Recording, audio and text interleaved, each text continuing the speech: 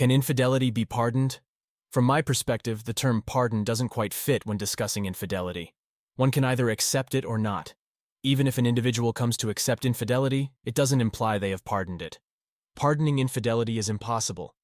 It will forever remain a part of one's life. When engaging in unfaithfulness, one must realize that if it is discovered, which is inescapable, there can be no anticipation of pardon. Inexplicably, individuals, particularly females, fail to grasp this. A true man, not merely one carrying his masculinity, will never pardon infidelity and will not accept it. Coexisting with an unfaithful woman is comparable to smoking another person's cigarette remnants. The motives behind infidelity are secondary in this context. Justifications such as, he didn't cherish me, he didn't fulfill me, or he didn't perceive me as a woman, are unacceptable. If you're dissatisfied with your life alongside your spouse, seek a divorce. However, most women desire to have their cake and eat it too. They wish to remain married while pursuing butterflies on the side. An unfaithful wife is in a perpetual state of infatuation, which she erroneously perceives as love. The existence of children or a lengthy marriage no longer holds significance to her, especially if her paramour is younger. Inevitably, the husband uncovers everything, and she proudly departs to be with her beloved, shattering everything she had constructed over a long period. The beloved typically lasts only a brief time. After a while, a belated awakening occurs. The tears and lamentations commence. Visits to the ex-husband abruptly remind her that she has children. They're also drawn into the whirlwind of love. Any means are acceptable, from blackmail to tantrums. But all that remains of the once joyful family is ashes, and it is impossible to return to what once was. My mother abandoned my father and me when I was just over 2 years old. My father never remarried and bestowed all his love upon me. His sister, Aunt Olivia, assisted him in raising me. Every summer, I would stay with her at her cottage and play with her children, Nina and Dick. When I was 17, my father passed away unexpectedly. I was left alone. After completing school, I enrolled in the West Point Military Academy. The cadet days commenced. I had no knowledge of my mother's whereabouts or activities, and frankly, I wasn't particularly interested. I knew she wasn't there and couldn't be. I harbored no feelings for her. I once discovered a photograph of her in an album, but my father removed it, and there was nothing else in the house to remind me of her. After graduating from the academy, I served in the troops for a while and was then dispatched as an instructor to an African nation. My task was to train their military personnel in artillery. I was an instructor in a mortar battery. I had a translator accompanying me, as I didn't comprehend the local language. I served in that capacity for 1.5 years.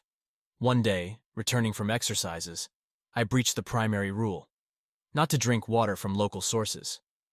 But it was hot, and I couldn't resist. Consequently, I contracted hepatitis and was sent back home for treatment. I spent approximately 2 months in the hospital. Hepatitis is a very persistent ailment. I didn't squander my time and met a delightful nurse named Faith, and we had a dalliance. I was inexperienced in interacting with girls. It appeared to me that the world revolved around Faith, so by the time I was discharged from the hospital, we got married. I was sent to serve in the Baltics. Faith accompanied me. Soon we had a son, Evan. I desired more children, but Faith was categorically opposed, stating that she was still young and wanted to live for herself. This was the initial warning sign, but I didn't pay heed to it then. Service was all-consuming. I started going on lengthy business trips to hotspots. I spent less and less time with my family. In the Army, no one is concerned about your problems. The main thing is service from dawn to dusk. There are actually 2 days off, one in summer and one in winter. Otherwise, it's all service. I truly missed my son and wife. When I was at home, I tried to spend as much time as possible with my family, but at some juncture I began to notice that my attention was a burden to Faith. It seemed that she was not pleased to see me, and my son somehow began to distance himself from me. Once I was sent on a business trip abroad. I thought it would be for a month, but it turned out to be almost 6 months. During this period, I tried several times to call my family without success. I wrote letters. Faith replied to me only once. The letter contained worn-out, perfunctory phrases, and I got the impression that she wrote it more out of obligation than out of love. I didn't receive any further letters from her. Dear viewers, More than 90% watch my content without subscribing. If you still have not subscribed, then I ask you to do so. For me, this is the best motivation to continue. Everything ends sometime. My business trip concluded too. I arrived at my unit, handed over my affairs at headquarters, and went home. Went is too weak a word. I flew as if on wings. Faith wasn't home. Evan was playing in the yard under the supervision of a neighbor. Seeing me, she was embarrassed and said that Faith had gone to the store, asking her to look after Evan. It seemed that she was holding something back. Okay, I took my son by the hand and we went home. On the way, Evan was saying something, telling me how he goes to kindergarten, what friends he has there, and that when Mom is busy, Dad picks him up from kindergarten. What Dad? I stopped involuntarily. Daddy Connor. He loves me and promised to give me a big red car. Evan looked at me and suddenly asked, Mister, are you staying with us for a long time? I'm not a mister, I'm your dad. My throat went dry. No, my dad is Connor. Mom says we're going to go far, far away with him soon. Evan smiled happily.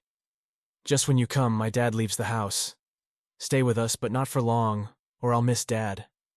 I was surprised to find that I was keeping myself in check.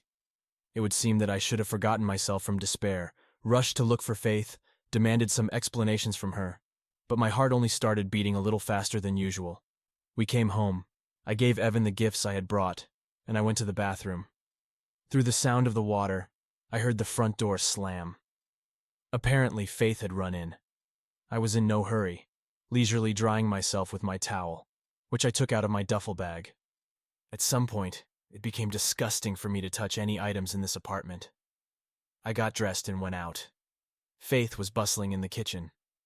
Welcome back, darling, she exclaimed, feigning joy on her face and trying to peck me on the cheek. I'll feed you now. I pulled away. No need, Faith. Sit down and let's talk. A coldness spread inside me, drowning out the flaring rage. It seemed to me that I was seeing myself from the side, that this was happening to someone else. Not me. Faith apparently felt something and slowly sank down on a stool. How long have you been having an affair with Daddy Connor? And when are you going far, far away? My face turned into a mask. Faith had never seen me like this. She suddenly shrank, lowered her head, trying not to look at me. How? She stammered. How do I know all this? I tried to grin, but I couldn't. My lips seemed to be frozen to my teeth. It doesn't matter anymore. How long have you had this love affair? Almost a year, she said very quietly. I myself don't know how it happened. I wanted to leave him, but it's stronger than me. With him, I felt like a woman, a beloved woman. You're never home. She started shouting. Stop it, Faith. I stood up. You're a grown woman. You've already made your decision. I'll initiate the divorce proceedings myself. I'll visit Evan when I'm able. And remember, the apartment is military housing. Secure your own living arrangements. I hefted my duffel bag over my shoulder, grabbed my cap from the hanger, and headed towards the front door. Won't you even inquire about his identity? Faith sobbed. I shrugged silently, opened the door, and departed. No emotions, just an internal coldness. Fate toys with our lives. First my mother deserted me, now my wife betrayed me. She even attempted to take my son away from me. I shook my head, dismissing the intrusive thoughts. Well, time will reveal what unfolds next. In court, my wife diligently hurled mud at me, accusing me of all deadly sins. Particularly piquant was the allegation of infidelity, as if I was absent from home for extended periods because I had a paramour. Throughout our entire life together, I beat and humiliated her, and the neighbor corroborated it, though she kept trying not to look at me, carefully averting her eyes. I even regarded my wife with respect. From the culprit of the divorce, she was transforming into a victim of domestic violence. I didn't object or argue. A paramour, so be it. The elderly judge looked at Faith with sympathy. Gender solidarity. All men are jerks, and we women are such fools. The outcome, divorce and child support. Not to approach my son without the mother's permission. Only they didn't manage to snatch anything from me. The apartment was government issued, and we hadn't acquired anything else. During the trial, Daddy Connor never showed up. When we were leaving the courthouse, I asked Faith, "Have you no shame?" Of course, I never heard an answer. For a while, I lived in the officers' quarters. She wouldn't let me near my son, so I watched him from afar. And I saw Daddy Connor, a young punk with an arrogant mug that had condescension and disgust written all over it. "Oh, women, where are your eyes and brains?" Well, it's clear where, actually. It was very hard to catch sympathetic glances from colleagues out of the corner of my eye, but no one brought up my divorce. A month passed and Faith showed up at my dormitory. Her determination and arrogance had noticeably diminished. "May I come in?" She hesitantly froze on the threshold. "Enter," I replied in one word. I didn't want to waste energy and emotion on communicating with this woman. "Your son will soon have nowhere to live," she began defiantly. "We've been asked to vacate the service apartment. In return, they offered us a hovel in the middle of nowhere." I was silent. I had nothing to say to her. Moreover, I had warned her about this. "You have an apartment in your town, don't you? Sell it. Help your child." I smiled. "Sorry, honey, but you knew what you were getting into. I'll need that apartment myself." "What a scumbag! To disown his own son!" She dabbed at her tears. Connor was right. I stood up. "Faith, I'm giving you a second to leave, and try not to cross my path again." She grabbed her bag and ran out the door. Another 2 weeks passed. I was returning from duty and saw Faith holding Evan's hand at the gatehouse. "Could you look after Evan? Connor and I are leaving here. Once we settle in the new place, I'll take him right away." She mumbled rapidly and looked away. So the live-in boyfriend found someone else's child a burden. I hugged my son. She was silent. A month later, I was transferred to the south. Life started spinning like a whirlwind. Gradually, I began to thaw. The main thing was that Evan was with me. He had grown up and matured. At first, he would ask where Mom was. Then he stopped, as if he understood everything. Faith didn't show up and didn't try to contact me, although I left my address at the dormitory just in case. It was hard. I even wanted to get married so that my son would have some kind of mother. But I quickly realized that no woman wants someone else's child. It is believed that a man is obliged to love an adopted son or daughter, but a woman doesn't owe anything to anyone. So I lived alone, and if someone occasionally appeared, I didn't bring them home. I didn't want to traumatize my son. 15 years passed. A lot had changed. Evan was already studying at the military academy, and by the will of fate, I returned to my hometown. A military school opened there, and I was appointed as its head. I never thought I'd be trying on pants with general stripes. The pants were one thing, but there was no end to the work. In the fall, classes began. It got a little easier. I had some free time. And then one evening, I discovered that I was out of bread. Not a tragedy, but I couldn't do without bread anymore. I was too lazy to get dressed, so I went to the nearest supermarket in my home sweatpants and sweatshirt. Near the checkout, I saw a woman trying to look young. Holy moly, Faith. But what was she doing in my town? She seemed to sense my gaze and turned around. She looked me over from head to toe. "I see life hasn't been good to you," she said. "What makes you think that?" I smiled tightly. "Come on, I can see it." Faith stared at me point blank, and it was clear that she was glad about my unsuccessful life, in her opinion. "At least you're not homeless." She straightened her coat and shook her hair playfully. Judging by everything, life had worked out for her. I saw that she was expecting questions, but I was silent. Finally, she couldn't stand it. "How's Evan?" "I hope he's doing well." Her gaze became a bit guilty for a moment. "He's doing fine. In 2 years, he'll graduate from the academy." I tried to answer the question in turn without asking her about anything. Faith wanted to ask something else, but a young girl approached us. "Mom, who is this?" She gave me a contemptuous look and turned to Faith. Faith took her by the arm. "Just an old acquaintance. We used to work together." She looked at me. "Do you have a business card?" "Oh, right. Where would you get one? Take mine. If things get really tough, I'll have a bowl of soup for you." Faith turned gracefully and, arm in arm with her daughter, silently headed for the exit. I watched her go, tossed her business card into the trash without reading it, and went to pick out some bread for dinner. More time passed. I was already a lieutenant general when fate brought me together with Faith again. I was flying to Evan's graduation. After going through the pre-flight formalities, I took my seat on the plane with relief. My seatmate turned out to be a young woman who looked at me with interest. But imagine my surprise when across the aisle, I saw Faith in the company of an elegant lady and a gray-haired, fat colonel. It was clear from a mile away that the colonel was bursting with his own importance, although judging by everything, he hadn't ventured further than the fisherman's military district. Faith saw me, and it was evident that she didn't know how to behave with me. Finally, she made up her mind and introduced me to her acquaintances as a former colleague. "You're also in the military." The colonel perked up.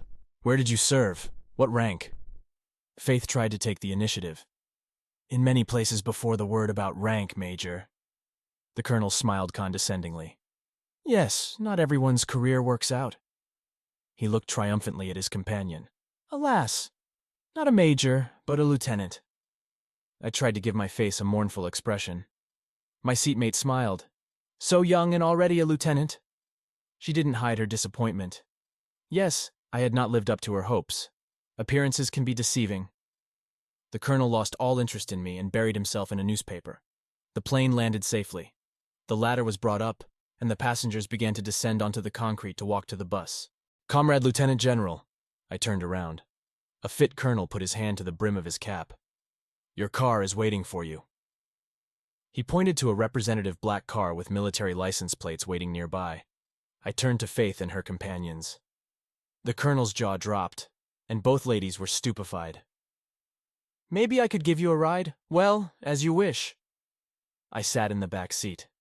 The colonel slammed the door, sat next to the driver, and the car headed for the airport exit.